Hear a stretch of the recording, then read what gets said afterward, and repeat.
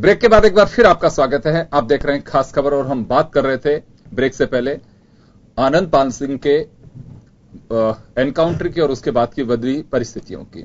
अब हम बात करेंगे, किसान हमेशा मुद्दा रहा है, वो प्रतिपक्ष में चाहे बीजेपी रही हो और चाहे कांग्रेस रही हो चाहे दूसरी पार्टियां रही हो। मुझे लगता है कि वो उपजाऊ जमीन है जिसमें जिस तरह से पौधा जल्दी खड़ा होता है उसी तरह से एक मुद्दा भी बहुत जल्दी खड़ा होता है। किसानों के कर्ज माफ नहीं हो रहे हैं, किसानों के लिए ये हो रहा है, किसानों के लिए ऐसा नहीं हो रहा है, किसानों के लिए क्या नहीं हो रहा है।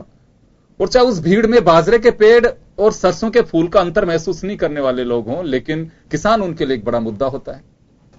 और अभी भी यही चल रहा है। चाहे मध्य प्रदेश के मंदसौर में गोली चली हो, उसके बाद में जगह जगह बात हुई हो। और मैं तो कहना चाहूंगा कि चाहे दुनिया के किसी मुल्क में हिंदुस्तान के नेता चले जाएं, जब भी मीडिया के बंधु मिलते हैं तो उन्हें ध्यान भी नहीं रहता है कि हम हिंदुस्तान में हैं कि बाहर हैं। वो गरीब, बेरोजगार, किसान, उनके हितैषी हमेशा बनते नजर आएंगे। और ये बात है कि चाहे प्रतिपक्ष में पार्टियां रहें चाहे सरकार में रहें, जब हाथ में कुछ करने को हो उस वक्त हम करें चाहे नहीं करें, लेकिन जब बात किसानों की होती है तो मुझे लगता है कि उसे पीछे कोई नहीं हटना चाहता है कि अगर काश इसी तरह के वास्तव में श्रम किसानों के लिए किया गया होता तो मुझे लगता है कि वाकई अन्नदाता ही होता। उसे खुद को अपने आप में शर्म महसूस होती है कि हम केवल एक वोट बैंक बन करके रह गए हैं और हमारे मुद्दों से हमें बंक किया जाता है। जब जहां धरातल जिस पे चर्चा होनी चाहिए और इंप्लीमेंट होना चाहिए वो हो नहीं पाता है। केवल बस मैनिफेस्टो के स्वर्ण अक्षरों में छपते हैं कि किसान के लिए ये करना है, किसान के लिए वो करना है। खैर चलिए, इतनी लंबी बात करने की आवश्यकता नहीं है। आप अंदर से बहुत अच्छे से जानते हैं कि किसानों के लिए कब कब क्या किया जाता है। अब हम बात कर रहे हैं राजस्थान में किसानों के लिए जगह जगह कांग्रेस प्रदर्शन कर रही है। जोधपुर में कुछ हालात बिगड़े हैं, वहां पे लाठीचार्ज हुआ है, पुलिस और यूथ कांग्रेस के कार्यकर्ताओं में जम के झड़प भी हुई है। वो दृश्य भी मैं आपको दिखाऊंगा। लेकिन वास्तव में किसान मुद्दा कब तक बना रहेगा? केवल एक राजनीतिक मुद्दा है या जब भी कुछ हाथ में आता है तो उस वक्त किसान के लिए हमें कुछ करना भी पड़ेगा? तो एक बार जरा देखिए आज के हालात और उसके बाद में हम हमारे पैनल से जुड़ेंगे। हमारे साथ कांग्रेस से इस वक्त संगीता गर्ग जी जुड़ी हुई हैं।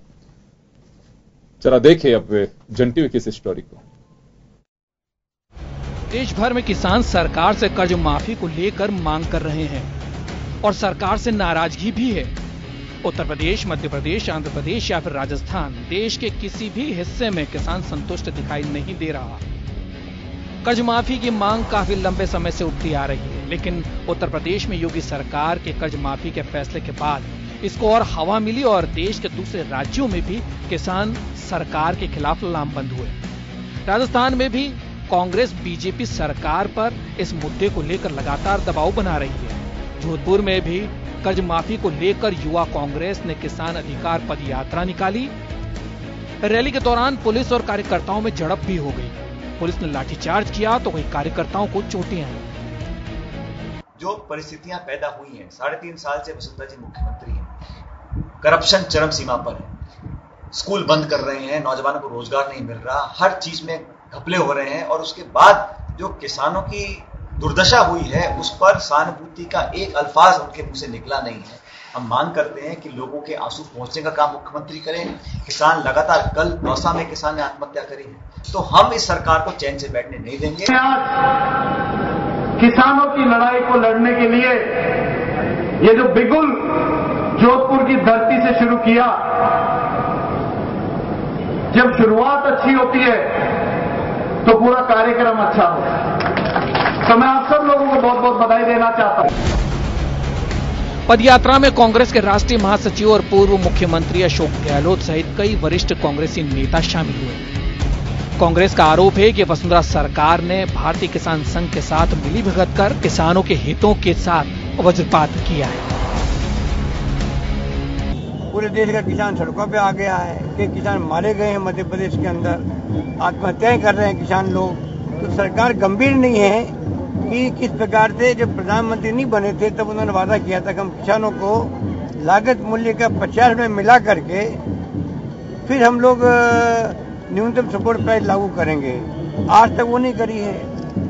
ऋण माफ नहीं कर रही है, जबकि यूपी में आपने कर दिया, पंजाब में हो गया, कई राज्यों में हो गया, तो फिर पूरे देश में क्यों नहीं हो रहा है? ये गवर्नमेंट ऑफ इंडिया को खुद को आगे आना चाहिए। किसानों की कर्ज माफी देश में एक बड़ा मुद्दा है। किसानों पर राजनीति हर सरकार करती आई है। बीजेपी और कांग्रेस दोनों ही पार्टियों में कर्ज माफी का मुद्दा उठता रहा है। सरकारों का रवैया भी इस और उलमुल ही रहा। कर्ज माफी तो की गई किसानों की, लेकिन उनके हालात जस के तस बने रहे और हर सरकार में विपक्ष किसानों के मसीहा के रूप में खड़ा होता दिखाई दिया और कर्ज माफी समेत किसान के हित की बात करता नजर आया। और तो और सरकार के लिए भी एक चुनावी मुद्दा है। ब्यूरो रिपोर्ट, जन टीवी। देखा आपने, युवकों के कांग्रेस के कार्यकर्ता और पुलिस आपस में भिड़े हैं। ये किसान अधिकार यात्रा, अशोक गहलोत भी उसमें रहे। चले हम चर्चा को आगे बढ़ाते हैं। ओम जी, आपसे जानना चाहूंगा कि किसान वास्तव में मुद्दा है किसान को, लेकिन अभी एक मैं बुजुर्ग किसान को देख रहा था, वो बरसात का इंतजार कर रहे हैं, लेकिन जो वादे किए जाते हैं उनका भी किसानों की वर्षों से जो पीढ़ी आ रही है वो इसी तरह से हाथ लगा करके इंतजार करते हैं कि शायद उनकी कोई सरकार सुध ले पाएगी। देखिए योगेंद्र जी, एक बात आपको बता दूं कि राजस्थान वो प्रदेश है जिसने भूमि सुधार में पूरे मुल्क में अपना कीर्तिमान स्थापित किया। साथ साथ में राजस्थान फिर वो एक प्रदेश है जो सन 70 के अंदर यहाँ पर एग्रीकल्चर मार्केटिंग बोर्ड बना करके आड़तियों को और बिचौलियों को हटाने का सिलसिला स्टार्ट किया और उससे राहत का सिलसिला एक स्टार्ट हुआ। राजस्थान फिर एक महत्वपूर्ण प्रदेश इस माने में है कि राजस्थान नहर का निर्माण किया और थार के अंदर हरियाली पैदा करने की कोशिश की, किसान को राहत देने का सिलसिला बनाया उसने, पीने के पानी का इंतजाम किया। सही है सब, लेकिन इसके बाद में जुमलों का दौर प्रारंभ हुआ और जुमलों के दौर ने अपने आप में सारे संकट पैदा किए हैं और पिछले 20 बरस के जुमले हैं, आज के जुमले नहीं।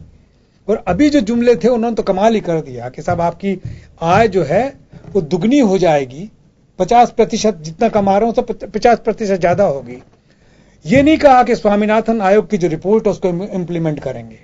और उसके बाद में लगातार लोगों को जिस तरीके से आड़तीये और दूसरे जो कर्ज देने वाले लोग थे वो आगे आते रहे और जो बैंकिंग व्यवस्था आपने की, सहकारी क्षेत्र में हो चाहे गवर्नमेंट क्षेत्र में, वो बिल्कुल कागजी रही। नतीजा उसका ये हो रहा है कि लोगों को कर्ज से दब करके और आत्महत्या के रास्ते पे जाना पड़ रहा है या संघर्ष के रास्ते पे। और कमाल देखिए, किसान संगठन जो पहले 3-4 हुआ करते थे टोटल मिला के, सीपीआई, सीपीएम, कांग्रेस और जनसंघ के, अब वो कई हो गए। राजस्थान के अंदर भी हम लोग महापंचायत बनी हुई जिसके रामलाल जी अध्यक्ष हैं। उन महापंचायत में उन्होंने ठीक सी बात कही है कि हमारे कर्ज माफ होने चाहिए। जिस तरीके से लागत का मूल्य नहीं मिल रहा है, जो लागत लहसुन की 27 रुपए आती है उसको 6 रुपए किलो के अंदर लोग खरीद रहे हैं और जो 100 रुपए के भाव में बिक रहा था पिछले साल है नहीं। वो किसान जिससे उधार लेके आए तो उसको कैसे आगे लेके बढ़े।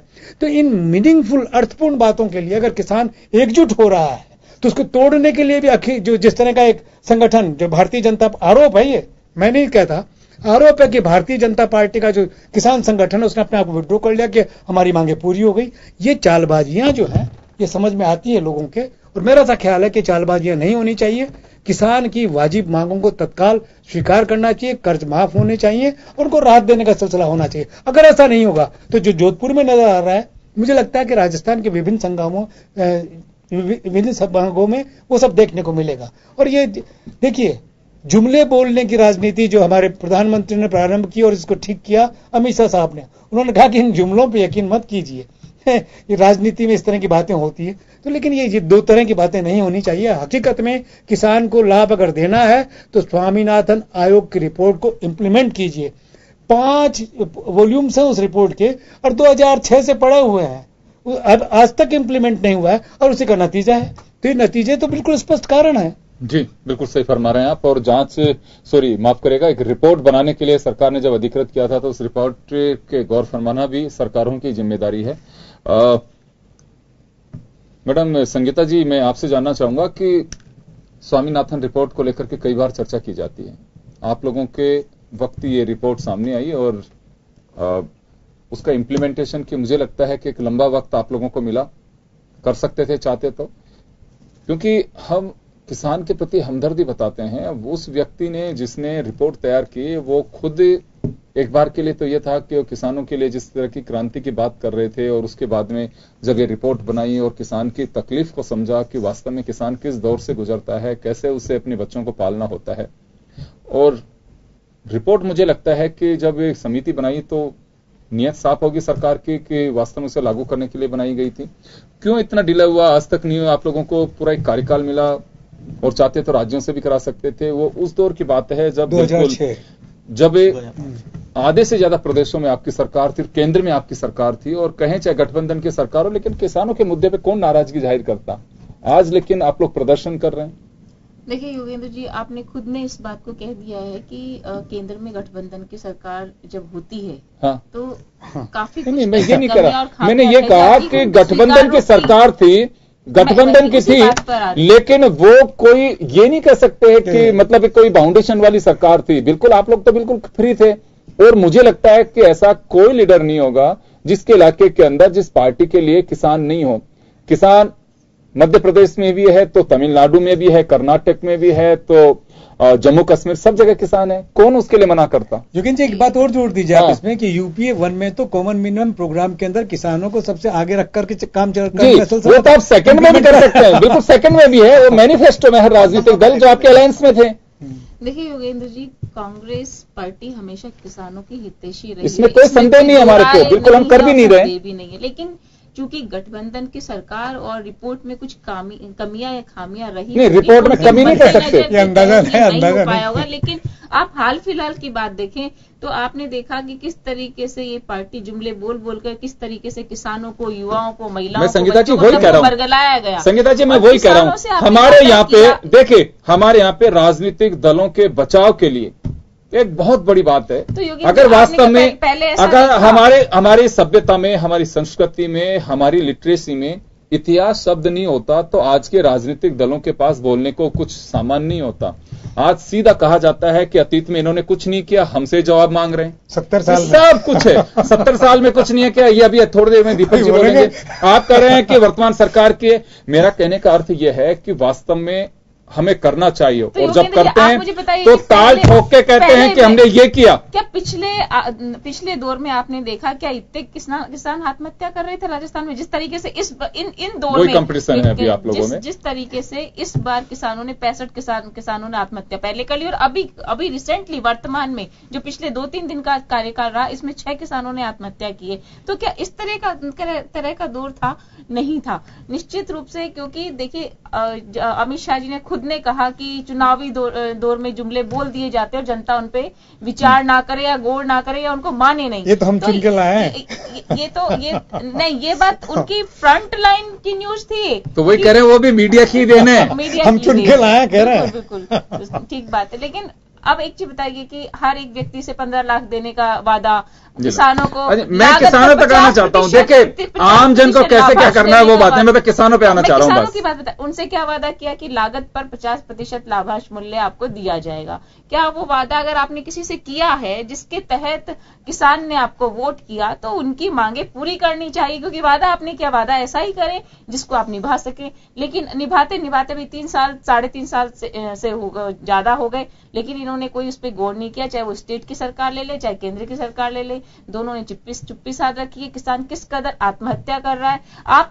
यूपी में अगर कर्जा माफ कर सकते हैं तो राजस्थान में क्यों नहीं? मध्य प्रदेश में आपने अभी देखा कि किस तरीके से किसानों को गोली मारकर वहां हत्या कर दी गई या मार दिया गया। तो इस लोकतंत्र में सबको अपनी बात कहने का अधिकार है, और लोकतंत्र में सबसे बड़ा जो अपनी बात कहने का तरीका होता है वो आंदोलन होता है, और आंदोलन के जरिए हम सरकार तक अपनी मांगे पहुंचाते हैं। लेकिन उस पर कुठाराघात करके अगर लाठीचार्ज किया जाता है या किसी भी तरीके से किसी को परेशान किया जाता है, तो निश्चित रूप से हम ये कहेंगे कि ये लोकतंत्र की हत्या है, लोकतंत्र का हनन है, और ऐसा नहीं होना चाहिए।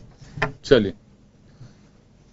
बाकर साहब जी, किसान मुद्दा है, राजनीतिक किसान मुद्दा है या कांग्रेस मुद्दा, ये तो मैं आपको बता देता हूं। पहली बात आपको बता दूं, जो जोधपुर में जो भी आप कहना चाहते हैं 2 शब्दों के अंदर, कि वो एक विशुद्ध रूप से एक राजनीतिक रैली थी, जिसके अंदर जो एक माननीय विधायक है वो अपनी एक विशुद्ध अलग तरह की कार्यशैली के लिए बड़े चर्चित रहे, और उन्होंने पहले भी ऐसे काम किए, आज भी किए। आज की बात क्या आपको मैं लेटेस्ट अपडेट बता दूं, फिर आप उसके बारे में कुछ कहेंगे। कुछ ग्रुप थे जो जाते थे हमारी सरकार के समय में, उनकी सरकार में भी, जब भी कोई एक आंदोलन होता है और कहते हैं हम कलेक्टर को जाके ज्ञापन देना है, तो उनसे कहा ठीक है आप 5 लोग जाइए, कलेक्टर को ज्ञापन दें तो सरकार तक पहुंचा दिया जाएगा। वो इस बात पर अड़े कि हम तो पूरे 400 लोग जाएंगे। देखिए 400 जाते लॉ एंड ऑर्डर की प्रॉब्लम आती, और फिर उसमें से उन लोगों ने पथराव शुरू कर दिया, जो कुछ अपराधी तत्व, स्वाभाविक एक रैली के अंदर कुछ अपराधी तत्व आ जाते हैं, और एक पुलिस वाले को चोट आई और 10 टांके लगे, ऑन रिकॉर्ड बात है ये। तो उसके एवज में फिर पुलिस को लाठीचार्ज करना पड़ा to maintain the law and order of the that area. अब हम बात आ जाते हैं विशुद्ध रूप से किसानों की। देखिए किसान अन्नदाता है, और बड़े दुर्भाग्य की बात है, आजादी के 10 साल भी आज 52% अन्नदाता ही खुद भूखे पेट सो रहा है। ये बड़ी शर्मिंदगी वाली बात है किसी भी सरकार के लिए जो भी आते हैं। इसके लिए कौन जिम्मेदार है कौन नहीं है, ये बात की बात है। भारतीय जनता पार्टी की सरकार ने आने के बाद क्या है, जुमलों को आप साइड में रखिए, क्योंकि आपके पास कोई डिफेंस नहीं बना तो ये जुमलों की बात करते हैं। सॉइल हेल्थ कार्ड की बात करें, प्रधानमंत्री की योजना के, मुख्यमंत्री की योजना लेके, किसान फसल बीमा योजना की बात करें। आपकी जानकारी दे दूं, आज की तारीख में राजस्थान के एग्रीकल्चर प्रोडक्शन सबसे ज्यादा 2.5 लहसुन का बता दीजिए, लहसुन का समर्थन। मैं आ रहा हूं एक छोड़ दीजिए, मुख्यमंत्री के गीत गाने से समाधान नहीं आता। मैं सभी देखो, अब ये तो गलत बात है, बोल रहे क्या तो ये गलत बात है। मुझे मुख्यमंत्री गीत मत गाइए, मुझे बताइए। अरे मान्यवर, मैं उसी बात रहा हूं, मुझे एक एक करके बात तो बोलने दीजिए। 2.6% की जो ग्रोथ है एग्रीकल्चर की इस समय इंडिया में सबसे ज्यादा है। हम झारखंड और पंजाब जो भी हिस्से उनके आगे हरियाणा या पंजाब के अलावा हम दूसरे नंबर पे। अब बात आई है जो क्या क्या फसल बीमा योजना वगैरह, उसको किसान चाहता है। देखिए, राजस्थान का किसान बहुत स्वाभिमानी और आत्मविश्वास वाला आदमी है, जिजीविषय और जीवितता और जीवंतता वाला व्यक्ति है। वो ऋण मुक्ति नहीं चाहता, वो ऋण माफी नहीं चाहता, ऋण मुक्ति चाहता है। दीपक जी, इसको थोड़ा आगे बढ़ाइए। पूरे देश का किसानी वाकई बहुत स्वाभिमानी है। मैं बहुत नजदीक से किसान को देखा हूं। देखिए, मैं खुद मध्य प्रदेश के अभी बहुत इंटीरियर में जाके आया हूं, किसान संदेश यात्रा वहां निकली तो जाके आया हूं। क्योंकि अपन राजस्थान से केंद्रित कर रहे थे इसलिए मैं राजस्थान की बात की। आप चाहे तो किसान एज सच पूरे देश का या पूरे दुनिया की बात लो तो बड़ा स्वाभिमानी होता है, क्योंकि वो अन्न पैदा करता है धरती माता के सीने में से निकाल करके हम लोगों को देता है। आज हम जिंदा है तो उसी की आदत है, लई बात उसकी। तो जहां तक उसकी बात है, वो ऋण माफी नहीं चाहता, ऋण मुक्ति चाहता है। उसके लिए सरकार की और जो स्वामीनाथन की रिपोर्ट जो 10 साल तक लगभग 2005 में तैयार हुई थी, 2006 में सबमिट हुई, इतने लंबे साल तक नहीं आई। तो सरकार की मंशा जाहिर होती है कि तत्कालीन कांग्रेस सरकार के मन में क्या था। भारतीय जनता पार्टी की आई, किसान चाहता है कि उसकी फसल की लागत का उसे मूल तो मिले, 50% लाभ तो बाद की बात है, मूल नहीं मिल रहा। अगर वो टमाटर की बात लीजिए, लहसुन की लीजिए, किसान के साथ क्या है, फसल अगर कम हुई तो आड़ती या बीच वाले कह देते अरे ये तो कोई लेने वाला नहीं है, कोई मार्केट में बिकेगा नहीं, आपका कोई फायदा नहीं, किसान बैठ जाता मायूस होकर। ज्यादा हो गई तो कहते हैं भाई इसकी तो कीमत ही नहीं मिलेगी, इसको तो कोई भी नहीं खरीदेगा, इतनी ज्यादा हो गई। तो किसान तो जो इंडियन फार्मिंग से गैम्बल ऑन मॉनसून, पहले तो वो प्रकृति की मार से बचता है कि भाई बाढ़ आ गई, सूखा गया क्या, उसके बाद वो इन लोग। तो इट्स अ चेन रिएक्शन है जो बहुत हद तक किसान को हर तरफ से मार पड़ती है। बाद में वो आ जाता है एक चक्रवृद्धि ब्याज होता है, जो आपको बताना चाहूंगा मैं। उसमें क्या होता है, वो फिर अपने बहुत अच्छी बात कर रहे हैं दीपक जी, आप बिल्कुल बहुत अच्छी बात कर रहे हैं। किसान को छूने वाली बातें करें, मैं बहुत खुश हूं इस बात को सुनकर के। लेकिन मेरा छोटा सा सवाल है, लेकिन सर ये सब चीजें राजनीतिक दलों के कार्यकर्ता जानते हैं, सरकार में बैठे नुमाइंदे जानते हैं। वही तो किसान कह रहा है कि सब कुछ जान पूछ करके भी जब कलम चलाने का वक्त आता है तो कोई ध्यान नहीं करता, गौर नहीं करता है। इन कर्ज माफियाओं से कब किसान की मुक्ति होगी, जो कर्ज पे ब्याज चढ़ाता जाता है, और वो आखिर जब लगता है कि ब्याज का पहाड़ है। जिस स्वाभिमान की बात की, वही वजह है स्वाभिमान किसान है कि वो चोर नहीं बन सकता, इस वजह से मौत को गले लगा लेता है, कायर नहीं कर सकते किसान को। वो यही बड़ी वजह है कि समाज में कभी नीचा देखना पड़ेगा, मेरे बच्चे जिनका भविष्य मुझे अंधकार में लग रहा है कि। और क्या वजह है कि आज किसान का बेटा किसान नहीं बना, पॉलिटिशियन अपने बेटे को पॉलिटिशियन बनाना चाहेगा, डॉक्टर बनाना चाहेगा। एक हद तक वर्तमान परिस्थितियों में तो मुझे नहीं लगता है कि पत्रकार भी थोड़ी बहुत कोशिश करता है कि पत्रकार बन जाए बेटा, लेकिन किसान कभी नहीं चाहता है। यही वजह है कि हम गांव छोड़ करके यहां करके बैठे हुए। हमारे पेरेंट्स नहीं चाहते थे कि हम भी उनकी तरह बिल्कुल जो काम खेतों में कर रहे थे कि हमारे आने वाली पीढ़ी भी करे। वजह साफ है कि अंधकार दिख रहा था कि खेती के अंदर कि बहुत बड़ा भविष्य नहीं है।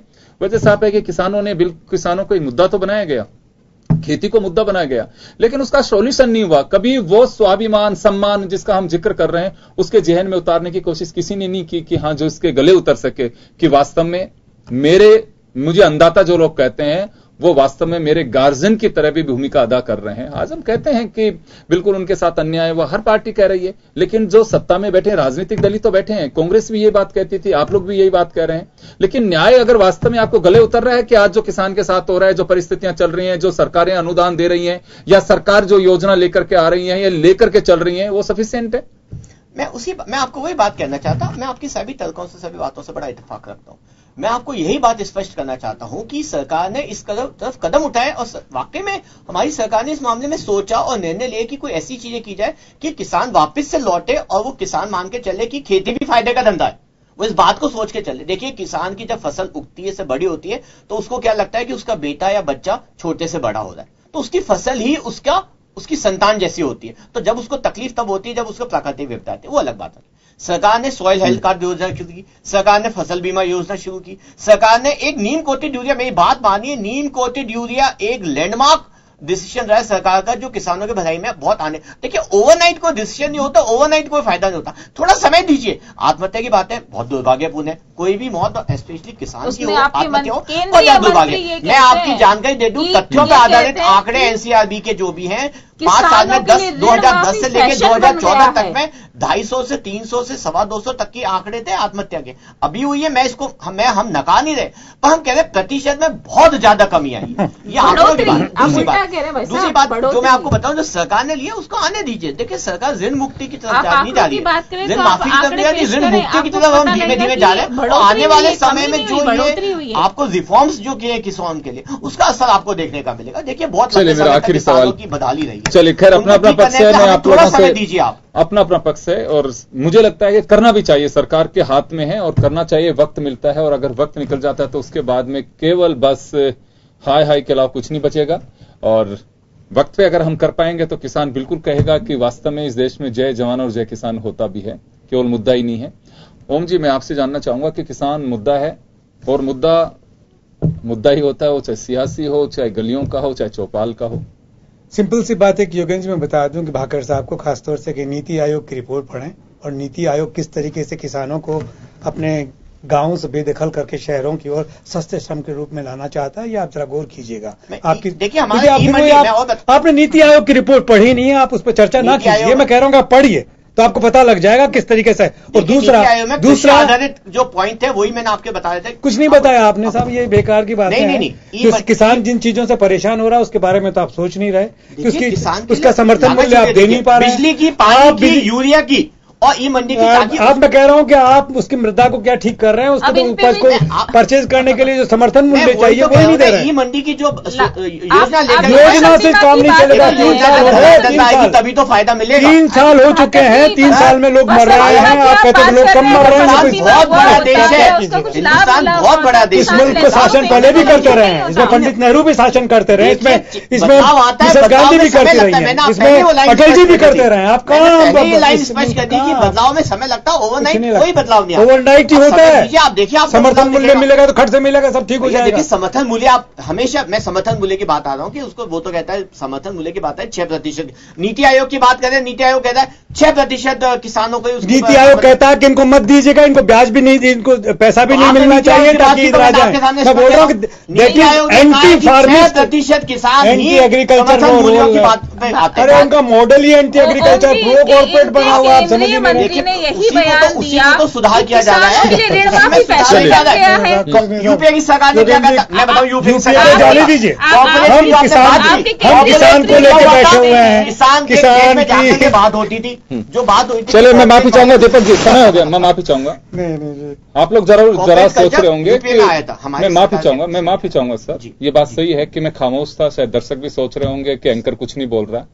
वजह साफ है कि रिजल्ट भी यही है, किसानों के लिए जो मुद्दे हैं वो इसी तरह से चर्चा का विषय बनते रहेंगे। किसान की आत्महत्या कब रुक पाएगी, उसे ऋण मुक्ति से निजात मिल पाएगी, नहीं मिल पाएगी, ऋण से निजात माफ करेगा, मुक्ति मिलेगी, नहीं मिलेगी, ये सब मुद्दे रह जाएंगे। यही बड़ी ये वजह है कि आप मेरी तरह खामोश होकर देखते रहेंगे और राजनीतिक दलों के दावे और दावों पे पर्दे इसी तरह से डलते रहेंगे।